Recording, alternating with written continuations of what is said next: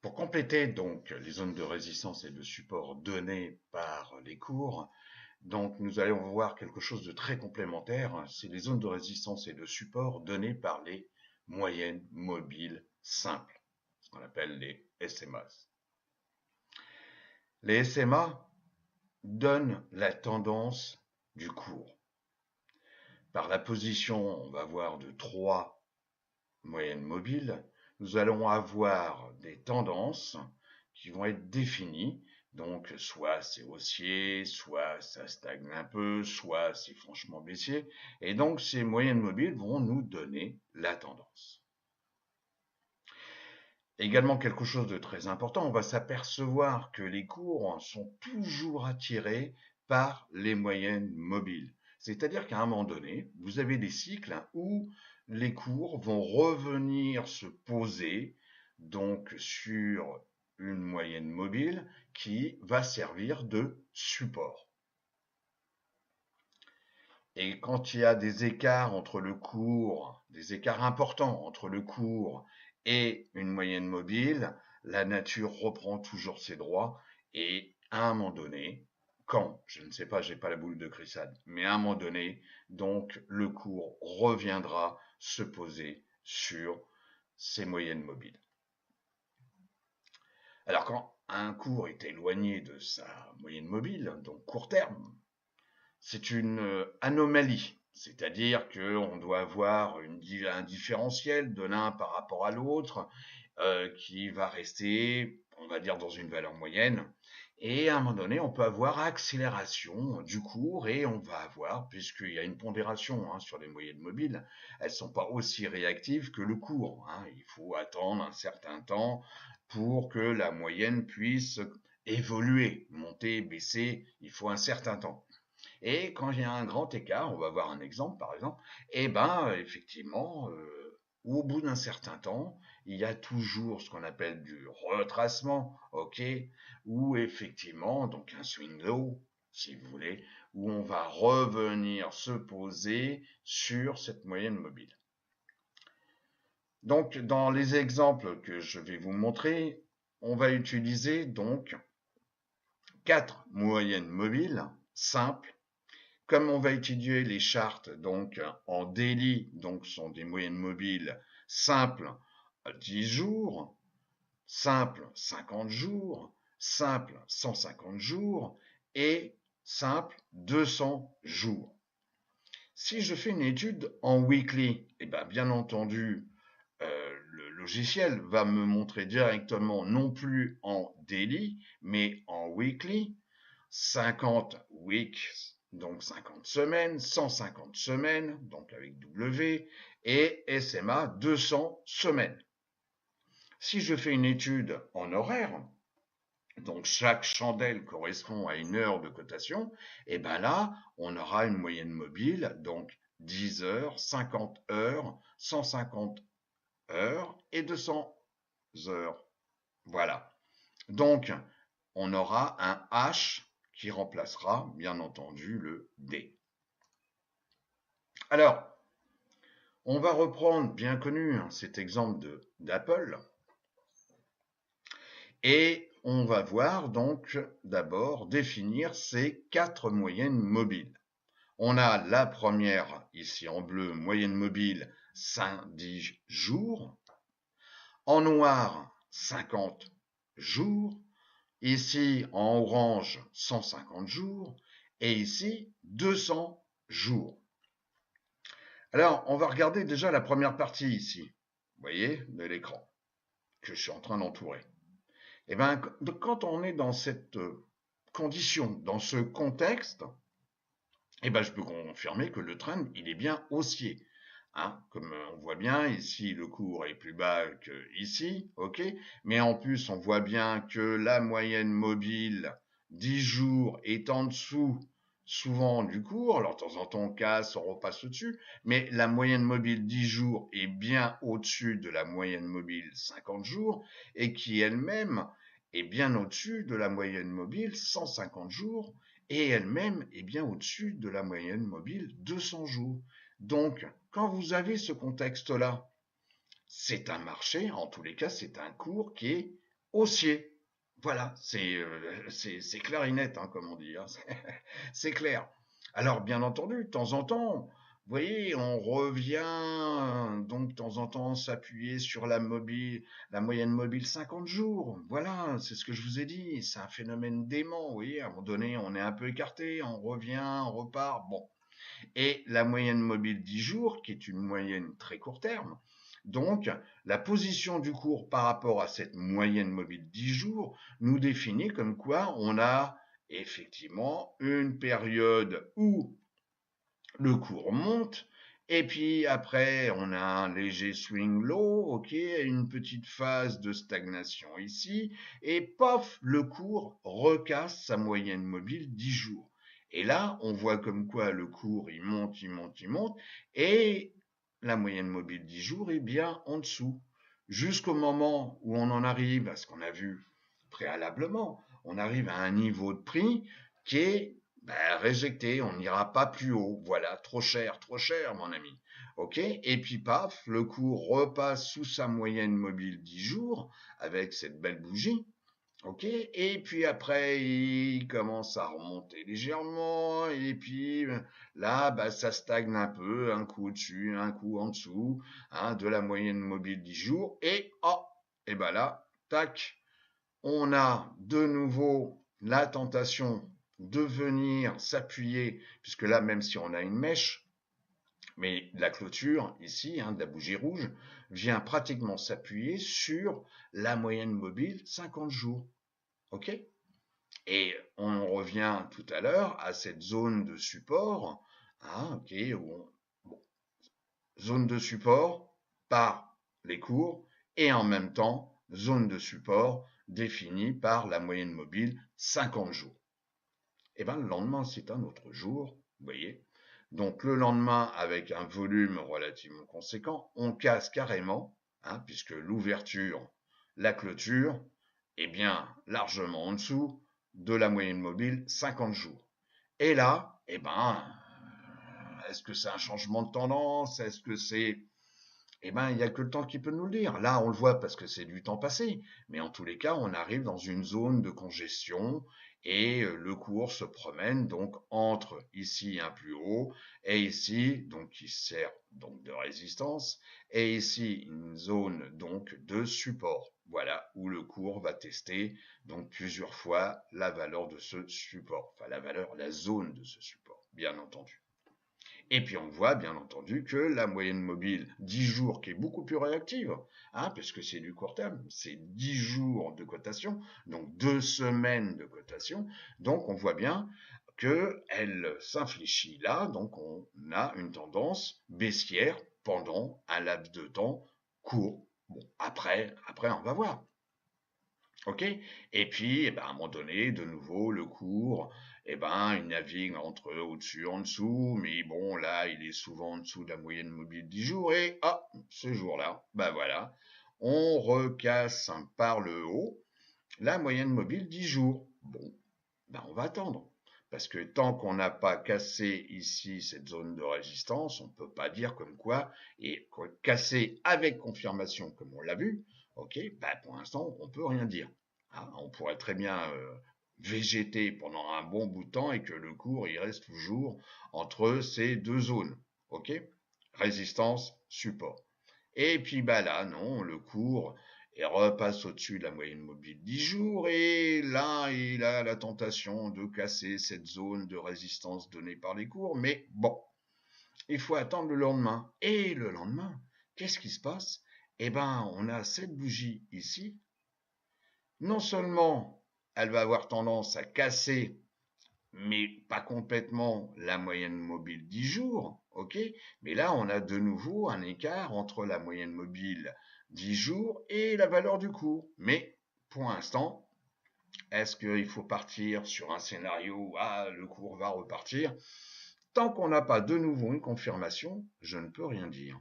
Donc le lendemain, on a de nouveau une bougie verte, ok, qui ouvre sur la moyenne mobile 10 jours, donc déjà c'est assez révélateur, ok, et qui clôture plus haut. Bon, est-ce qu'on va repartir sur une tendance haussière? Peut-être, peut-être. peut-être. En tous les cas, ensuite, le cours monte. Eh ben oui. Donc là, bah, effectivement, les acheteurs sont de nouveau présents et bon, et puis à un moment donné, on arrive à un niveau de prix où on revient ici sur des zones qui servaient de support ici et bon, trop cher, mon ami, trop cher et le prix, bah, rebaisse. Ok.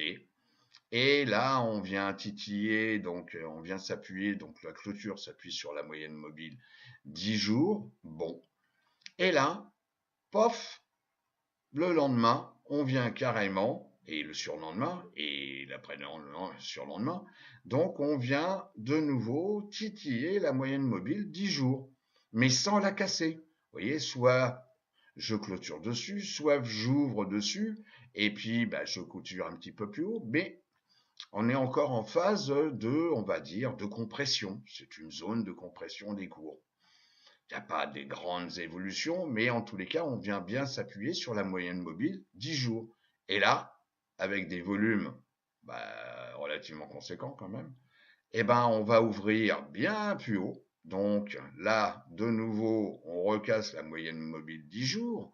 Et bon, un peu cher, mon ami, un peu cher. Donc, les vendeurs revendent parce qu'ils ont pris des profits. Voilà, ils revendent parce qu'ils ont vendu beaucoup plus cher que là, ça l'a clôturé. Hein, donc, la valeur de clôture ici. Donc, ils vendent, ils vendent. Quelques acheteurs sont présents, mais en tous les cas, on peut dire que quoi, c'est une journée dynamique par les volumes d'échange.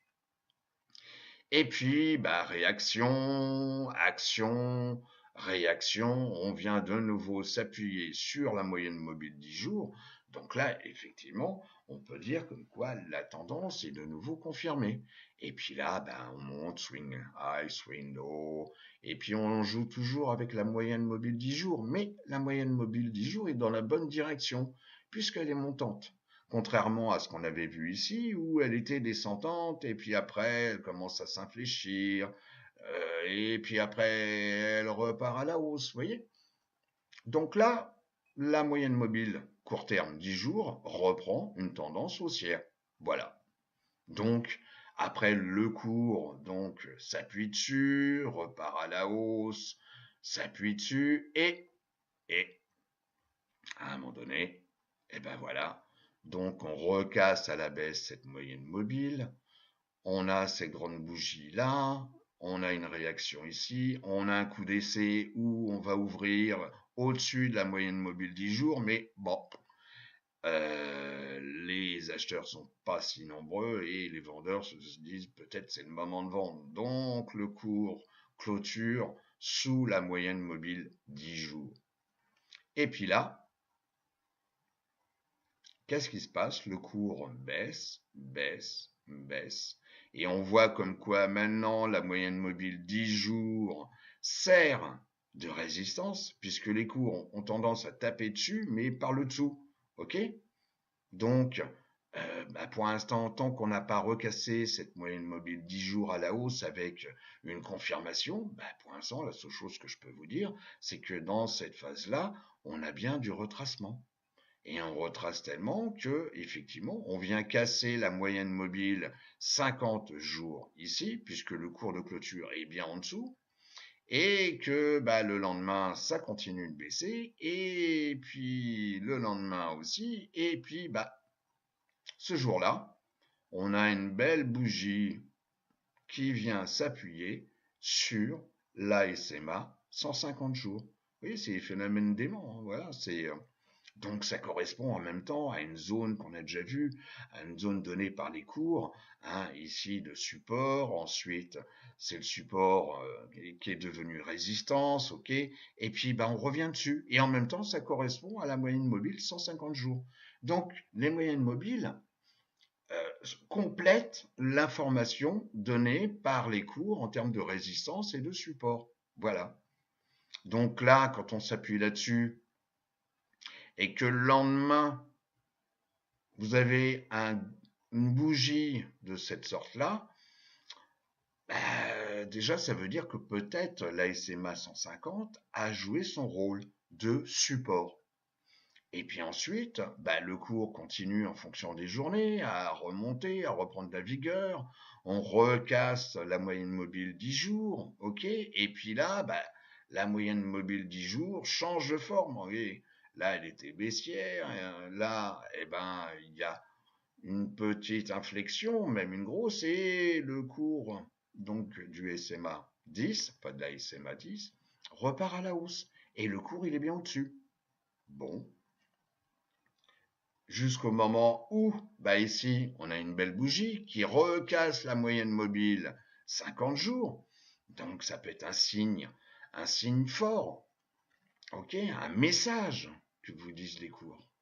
Et puis, il faut attendre la confirmation. Bon, la confirmation du lendemain et de l'après-lendemain, c'est pas certain, ça stagne un peu. Donc, bon, si je devais prendre une position, bon, c'est peut-être un peu tôt.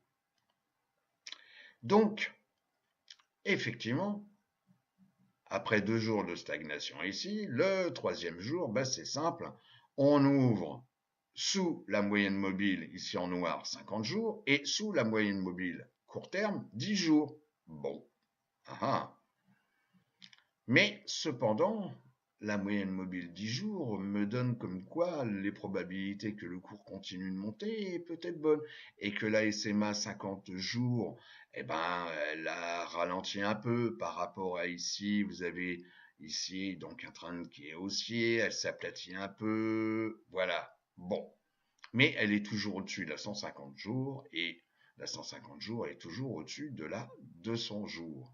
Donc les probabilités font comme quoi, bon, c'est peut-être pas la fin du monde et il va peut-être se passer quelque chose.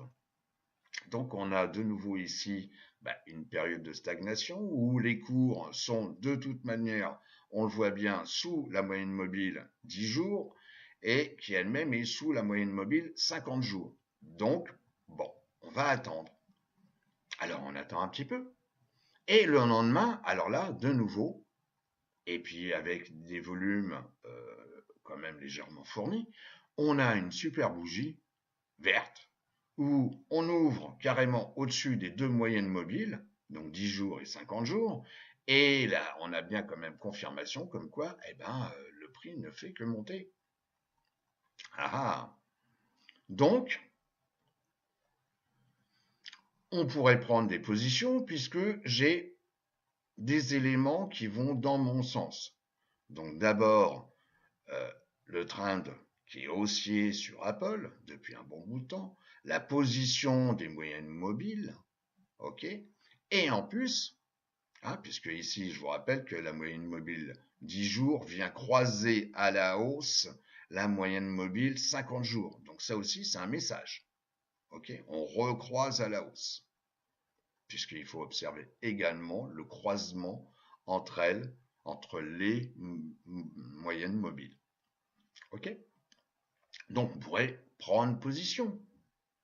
En termes de probabilité, j'ai quand même des éléments positifs de mon côté. Mais, pour ceux qui font, par exemple, des achats sur des plus hauts, il faut peut-être attendre qu'on ait dépassé ici une résistance donnée par les cours pour confirmer mon achat. Bon, voilà, c'est ça que ça veut dire. Alors j'aurais pu prendre là, on peut prendre là. Après, on verra si vous voulez les scénarios, les règles à suivre, très important. Mais en tous les cas, voyez, il faut lire simplement ce que les bougies, les graphiques nous disent. Voilà. Donc là, ce jour-là, on casse bien de nouveau la zone de résistance.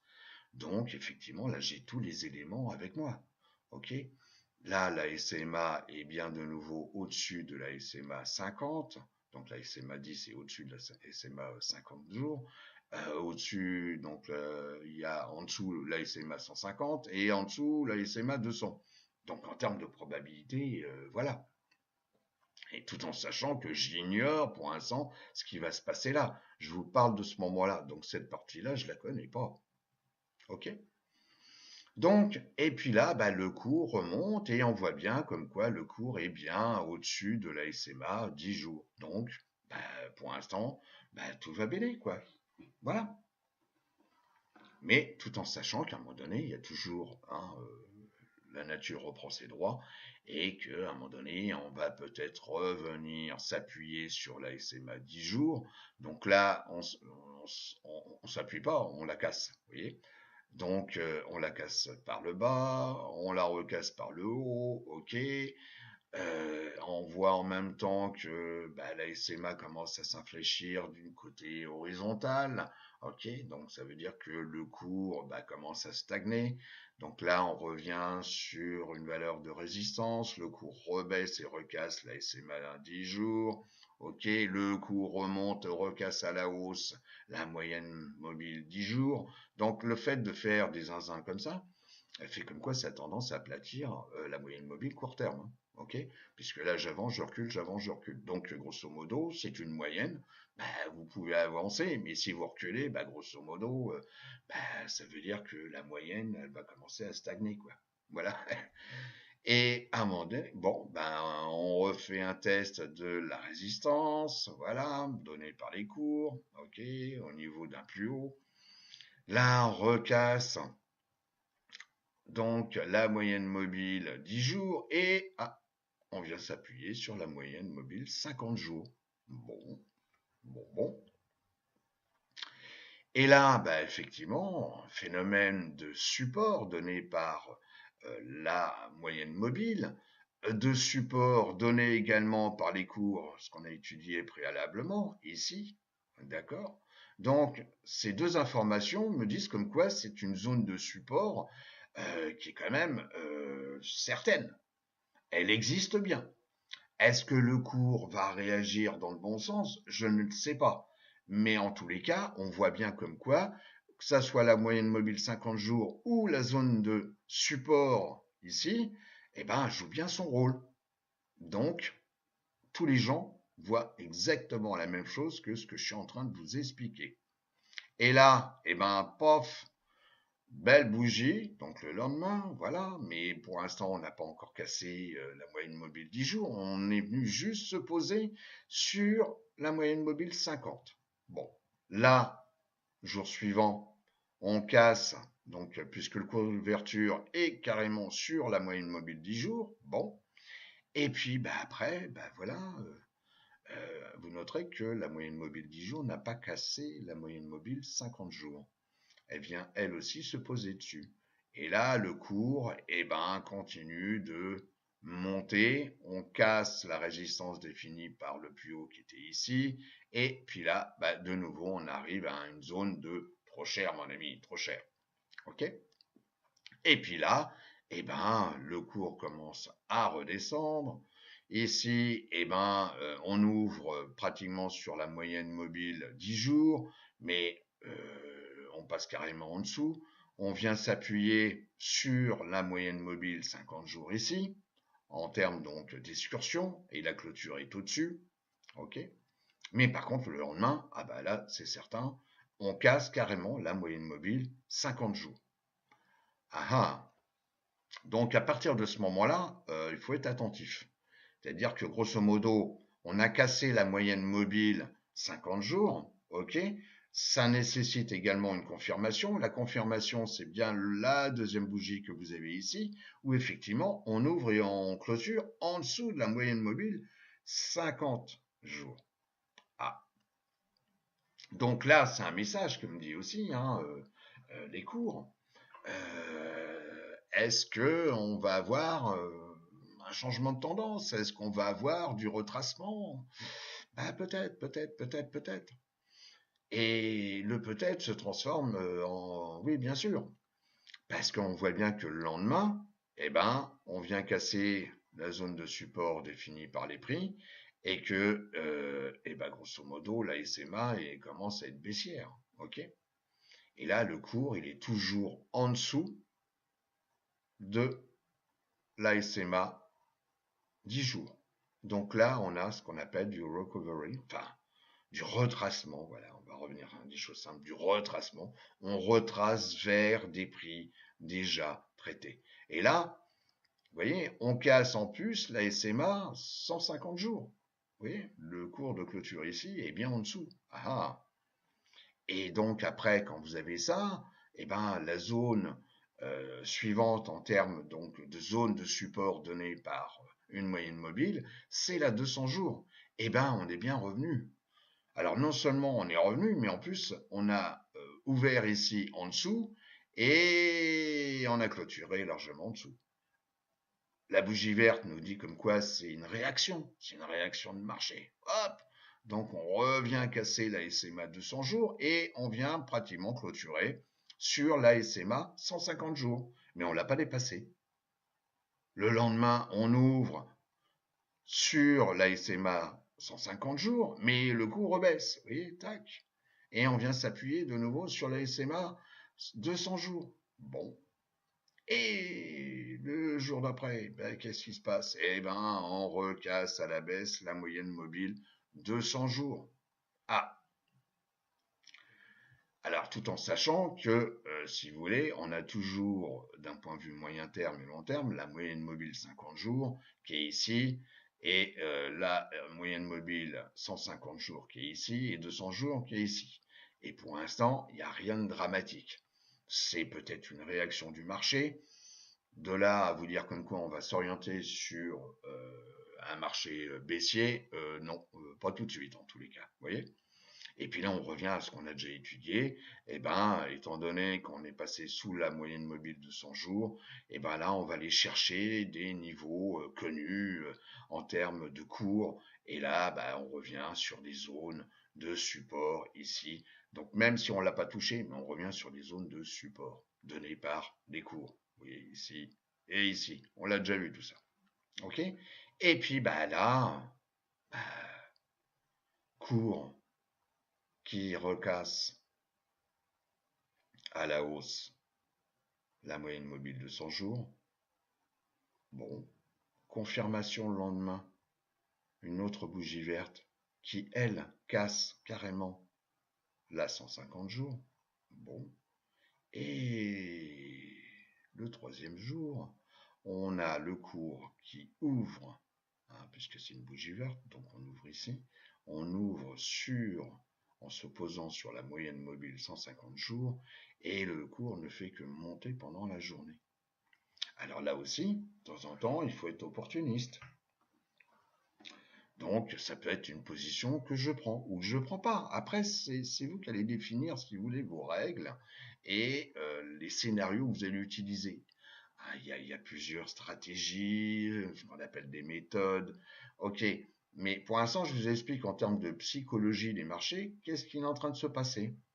Ça vaut peut-être le coup de prendre une position, et puis bah, cette position, de manière, je vais peut-être pas la garder très longtemps, parce que je sais comme quoi la moyenne mobile 50 jours peut jouer son rôle. Ok, j'ai ici un target hein, qui est un plus haut donné par les cours. Ok, mais ça peut être intéressant de prendre une position très court terme.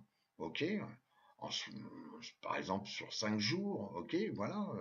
Et puis après, je quitte ma position et je prends une position, j'achète et puis et ben là, je vois que le lendemain, bah, le cours il refranchit à la hausse la moyenne mobile 50 jours, qu'ensuite il y a une petite période de stagnation où on vient donc s'appuyer.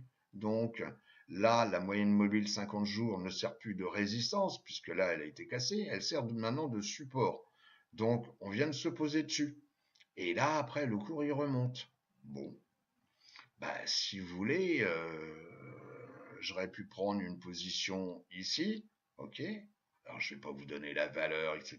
On n'en est pas encore là, mais j'aurais pu prendre une position là, donc lors de l'ouverture et où j'ai vu comme quoi, bah, on clôturait, enfin on ouvrait quand même avec confirmation que qu'on était bien au-dessus de la moyenne mobile 10 jours et 200 jours et qu'on avait tendance à venir s'appuyer sur la moyenne mobile 50 jours.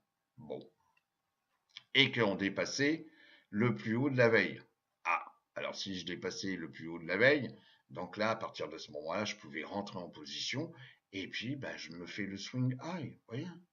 Ok, donc c'est peut-être du très court terme, ok, mais je me prends comme ça en termes de différentiel.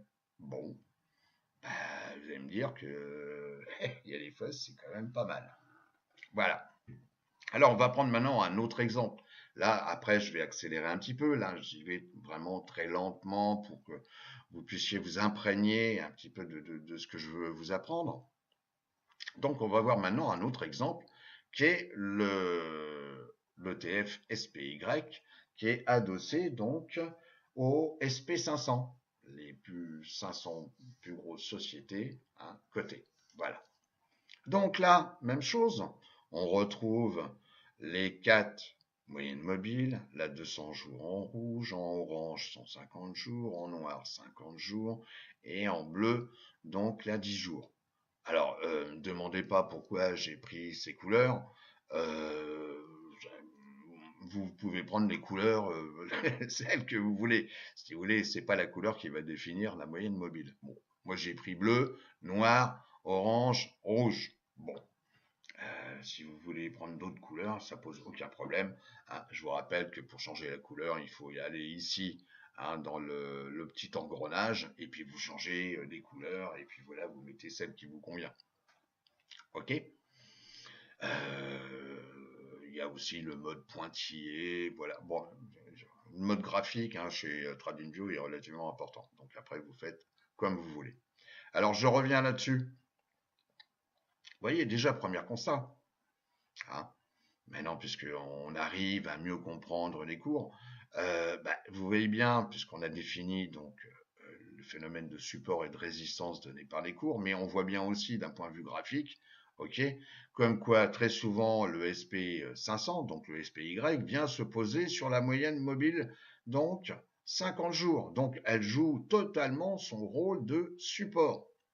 Alors, de temps en temps, effectivement, oui, on casse un peu, mais bon, si vous voulez, ce sont des zones, et ça correspond également à une zone, ici, donnée par les cours de support. Donc, mais en tous les cas, la seule chose que je peux dire, c'est que la tendance du cours, puisqu'on peut être effrayé par ce qui se passe là, mais la tendance du cours, je suis désolé, on a bien la moyenne mobile 50 jours qui est au-dessus de la moyenne mobile 150 jours et qui elle-même est au-dessus de la moyenne mobile 200 jours. Donc si c'est pas un trend haussier, je sais pas, vous voyez. Bon. Et puis après, oui, donc après cette phase de congestion, voilà, bon, le cours donc du SPY reprend de la vigueur et il monte et il accélère. Vous voyez? Ok. Donc là, on a un autre phénomène qui se passe, c'est que on a un différentiel entre le cours et la moyenne mobile 50 jours qui devient relativement important. Ok. Et comme je vous l'ai déjà expliqué, la nature reprend toujours ses droits. Donc même si on s'écarte, à un moment donné, on revient. On s'appuie, on se repose un peu et après on repart. Ok. Et qu'on fait des allées et venues, mais le plus bas ici est toujours plus haut que le plus bas d'ici. Donc ça veut dire que la tendance est bien confirmée. Ok. Et que ici, après l'accélération, il faut parfois être attentif. C'est un indice. Donc, les arbres ne montent jamais au ciel. Donc, quand on arrive à des excès tels, ce que j'appelle une anomalie, si vous voulez, faut faire attention. Il faut faire attention parce que vous avez parfois la moyenne mobile 50 jours qui dit oh, coucou, je suis là. Ok. Et puis, c'est un peu ce qui s'est passé, vous voyez. Donc là, la moyenne mobile 10 jours était en dessous des cours, donc on a une forte accélération, puisqu'on voit bien que la pente ici n'a rien à voir avec la pente. Si on fait une pente, on dessine un trait, une ligne, si vous voulez, qui définit la tendance. Donc là, on a une forte accélération. Et puis là, il s'est passé ce qui s'est passé. Donc, on a cassé après avoir les belles conditions ici, donc il y avait peut-être des choses à faire entre ici et ici. Et puis après, faut savoir sortir. Garder une position à vie, croyez-moi, c'est pas la meilleure des solutions. Donc là, on a cassé la moyenne mobile 10 jours. Bon, alors là, il faut faire un petit peu attention, voilà, ok. Il y a cet écart entre également, puisque j'ai parlé du cours par rapport à la moyenne mobile mobile 50 jours, mais c'est valable également pour la moyenne mobile 10 jours, qui est fortement écartée par rapport à la moyenne mobile 50 jours. Et puis là, on l'a déjà évoqué sur les zones de résistance et les supports donnés par les cours, et là, on a cassé, ok, carrément la moyenne mobile, donc 50 jours, ok. Les niveaux de résistance et de support des cours jouent leur rôle, ok, mais les moyennes mobiles aussi, ok. Et on voit, j'accélère un peu parce que tout ça on l'a déjà vu, donc revoyez cette partie-là sur résistance et support définis par les cours. Et là, oui, on va avoir un truc vachement intéressant, très très intéressant. C'est-à-dire que là, donc cette phase-là, où le cours il est venu jusque là. Mais regardez une chose. La dernière bougie, celle-ci, ok, la rouge, enfin l'avant-dernière, la rouge, elle s'est quand même appuyée sur la clôture sur la SMA 150 jours. Ok. Alors on pourrait dire oui, ça correspond à une zone ici de support définie par les cours. Ouais, mais il faut regarder également la SMA 150 jours. Et je vois bien comme quoi je n'ai pas cassé, je me suis appuyé. Donc la SMA 150 jours a servi de support.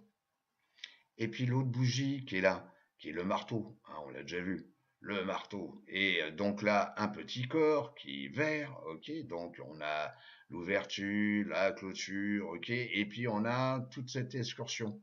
Eh ben, je ne voudrais pas dire, mais la mèche basse du marteau, elle est quand même venue s'appuyer sur la moyenne mobile de 100 jours. Ok. Alors on pourrait dire, oui, ça correspond à des zones ici, d'accord. Mais en tous les cas, ce que je vois là, c'est clair. C'est qu'on est venu s'appuyer sur la moyenne mobile de 100 jours, qui est quand même une moyenne mobile long terme. Donc c'est un message, c'est long terme, vous voyez, c'est voilà, quand il se passe quelque chose autour et qu'on casse la moyenne mobile de 100 jours, il y a quand même une forte probabilité pour qu'on parte dans une autre direction que celle qui était auparavant. Donc là, il y a une réaction, tac, et puis voilà, le cours, ça demandait donc par rapport à cette bougie particulière qu'on appelle un marteau, il fallait attendre le lendemain pour avoir confirmation. Et la confirmation a été donnée. On ouvrait plus haut que la clôture ici et on clôturait plus haut. Et puis après, voilà, qu'est-ce qui s'est passé? On a recassé la moyenne mobile 10 jours, ok, qui elle avait pris une tendance baissière, mais on la recasse à la hausse. Et puis après, le jour suivant, on casse carrément la moyenne mobile 50 jours. Ah ah, bon, d'accord. Est-ce que ça va repartir? Alors ça part jamais de nouveau tout droit comme ça, si vous voulez. C'est un peu les phénomènes d'élastique. Vous avez, je tire sur l'élastique, et puis à un moment donné, vous avez un petit peu moins de force. Donc c'est l'élastique qui reprend un petit peu de la vigueur et qui a tendance à vous rapprocher de nouveau les deux mains, voilà. Et puis là, vous reprenez des forces. Ok, donc vous retirez sur l'élastique et il repart, voilà. Et puis à un moment donné, bon, vous avez tiré pas mal, vous êtes un peu fatigué, vous relâchez un peu. Donc l'élastique reprend ses droits et a tendance à vous rapprocher les deux mains, voilà. Donc là, on a cassé effectivement là la moyenne mobile 50 jours. Là, on revient en dessous, on la recasse, on vient ici. Donc ici, il sert de trop cher, mon ami, trop cher. C'est une résistance, ok, où effectivement, les gens n'ont pas voulu aller plus loin en termes de prix. Et là, on repasse sous la moyenne mobile 50 jours, sous la moyenne mobile 10 jours, et on revient là. Voilà. Et là, on repart, et là, ce jour-là, on a clôturé sur pratiquement, même pas, on a clôturé sous la moyenne mobile, puisqu'on a une petite bougie rouge là, sous la moyenne mobile, donc 50 jours. Bon, et légèrement au-dessus de la moyenne mobile 10 jours. Qu'est-ce qui va se passer demain? Eh bien, demain, comme je vous l'ai dit, c'est un autre jour. Voilà. Mais en tous les cas, on a eu ici un fort retracement, ok. Ici, une réaction, mais croyez-moi que ça ne part pas, généralement, ça part pas en ligne droite, ok. Vous voyez bien comme quoi, je vous donne un autre exemple. Ici, on peut avoir ce qu'on appelle trois phases. Bon, on peut appeler ça trois phases. Je vais essayer de vous trouver trois phases, voilà. Donc là, on est monté, on a commencé à redescendre. Donc là, l'élastique. Donc là, on a un, 2, 3. Voilà. OK. Alors, on verra ça plus tard dans les détails. OK. Dans les stratégies, dans les. OK. Mais si vous voulez, quand on repart à la hausse, on repart généralement pas forcément directement. Il peut y avoir OK, des phases de retracement, il peut y avoir simplement une phase de consolidation ici, vous voyez. Bon, et ben là c'est pareil. C'est pareil, sauf que ça concerne une chute. Alors après, est-ce qu'on va repartir à la hausse? C'est pas le propos du jour. Le but, c'est simplement de comprendre ce que nous disent les moyennes mobiles. Autre exemple, donc Nasdaq 100 à travers un ETF donc qui s'appelle QQQ. Et ben même chose. Vous voyez, si je dois regarder la tendance, ben, la tendance, elle est claire. Pas la peine d'écouter les infos ou d'écouter les journalistes qui font même pas de trading en vous disant ah oui mais bon ça va être difficile etc. Ben, je suis désolé, moi je regarde.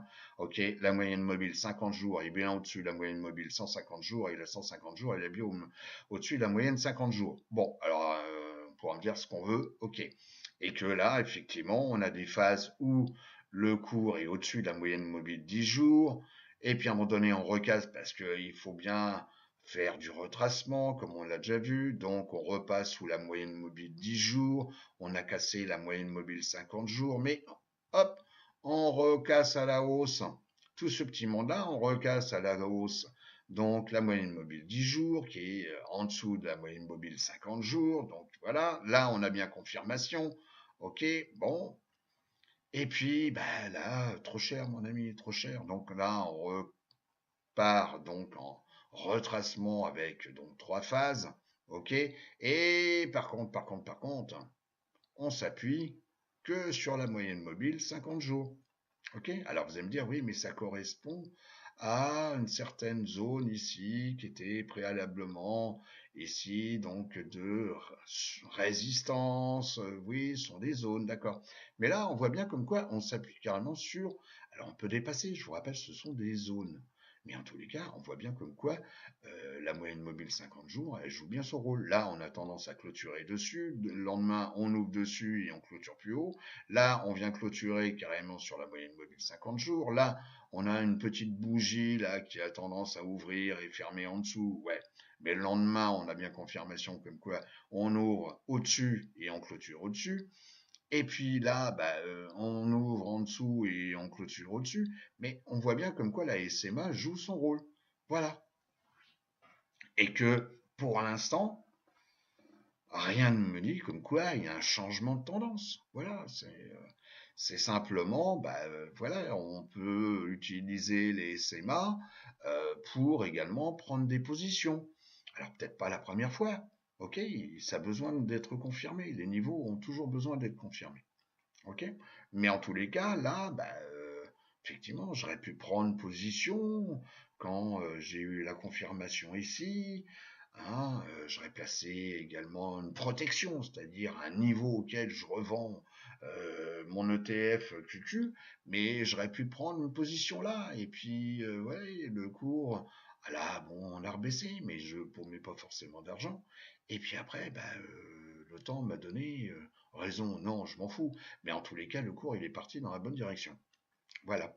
Et on aurait pu effectivement bah, se prendre le différentiel hein, entre ici, ok, en termes de valeur, hein, en dessous de 144 ou 144 par exemple, et puis jusqu'à 170. Bon, bah, faites le calcul, hein. Ça fait pas mal. Autre exemple, DIA. Bon, eh ben DIA, c'est l'ETF adossé au Dow Jones, donc industriel. Bon, et bien là, c'est la même chose. On revoit donc les quatre moyennes mobiles. Bon, ben, qu'est-ce que je peux dire? Je peux dire la même chose que je disais tout à l'heure, hein. On voit bien comme quoi, effectivement, la moyenne mobile 50 jours est au-dessus de la 150 jours, qui elle-même est au-dessus de la 200 jours. Bon, le cours a tendance parfois à être au-dessus de la moyenne mobile 10 jours, donc on a des swing high, et puis ensuite, vous voyez, là, on a pareil, hein, grosso modo, on a 1, 2, 3, voilà, en termes de retracement. Alors, je vous dis pas comme quoi à chaque fois c'est comme ça, hein. Hein, faut pas tomber non plus sur des facilités où ah Philippe il m'a dit ça. Non non, je vous dis comme quoi très souvent, mais il faut toujours regarder déjà résistance support des cours et également le comportement par rapport aux moyennes mobiles. Voilà. Et puis il y a d'autres paramètres qui sont les lignes de tendance, on verra ça bien après. Donc ici, vous voyez, là tout va bien, le cours il monte, ok, hein, parce qu'il y a des gens qui font ce qu'on appelle euh, alors pas des trading, ça je vous le déconseille puisque c'est le cancer assuré, mais en tous les cas qui font du très court terme comme moi je peux faire, c'est-à-dire que voilà, on achète là, on va jusque là, on voit comme quoi on commence à recasser à la baisse la moyenne mobile 10 jours, et je m'en vais, je revends, mais j'ai pris ce différentiel, ok? Et puis j'attends la prochaine fois, voilà, je vois comme quoi on recasse ici. Bon, j'aurais pu prendre mes positions, mais c'était peut-être un peu court, un peu trop tôt, je sais pas. Mais en tous les cas, je perdais pas forcément beaucoup d'argent, j'en gagnais pas, mais c'est après que le temps m'a donné raison. Bon, voilà, ok. Mais en tous les cas, c'est vrai que le fait d'observer tout ça va vous donner l'assurance de ce que vous voyez. Parce qu'il n'y a rien de pire que de regarder les cours qui bougent en permanence. Et puis, oui, une bougie, pof, elle est verte. Et puis, je sais pas, ensuite elle est rouge. Et puis vous dites, mais on va où? Voilà. Et le où est défini par tout ce que je viens de vous indiquer. On va où? Voilà. Aussi bien vers le bas que vers le haut, hein. Attention, hein. Ça ne veut pas dire comme quoi ça monte toujours. Il y a quand même des périodes où les cours, vous verrez, ne font que descendre en permanence. Voilà. Donc là, c'est la même chose, hein, même constat. Là, on a eu une phase d'accélération. Vous voyez comme quoi, là, la SMA 10 jours, on aurait pu prendre une position. Même chose là. Vous voyez, on a cassé ici. Ah, j'aurais pu prendre du dia. D'ailleurs, j'en ai pris. Et donc là, on a cassé. Donc, c'était un plus haut historique, hein, à ce jour-là. Ok. Et on l'a cassé. Et en plus, le cours, il est au-dessus de la moyenne mobile 10 jours. Mon petit bonhomme, je vais pas hésiter, je vais en prendre, ok. Et comme en plus la bougie, elle est quand même un peu haute, ça veut dire que y en a plein qui en veulent aussi. Et moi aussi, voilà, j'ai pas de honte, je fais peut-être du mimétisme, mais au moins je comprends pourquoi j'en fais, vous voyez. Et là, le cours, il monte, et il suit la SMA 10, vous voyez, on vient se reposer dessus, mais on la casse pas. Donc je maintiens ma position. Je maintiens ma position. Et jusqu'au moment où, eh ben, là, j'ai cassé ma SMA 10. Alors, je vais vous dire, dans ces moments-là, il faut savoir prendre ses profits, savoir si c'est trop tôt, vous n'en savez rien. Trop tard, généralement, vous le savez, mais c'est quand vous êtes vraiment perdant. Et donc là, je ne me pose pas de questions, je m'en vais. Et je me suis pris, le différentiel. Voilà. Excusez-moi. Ah, là. Eh ben oui. Bon, voilà. Ça fait un peu d'argent. Voilà.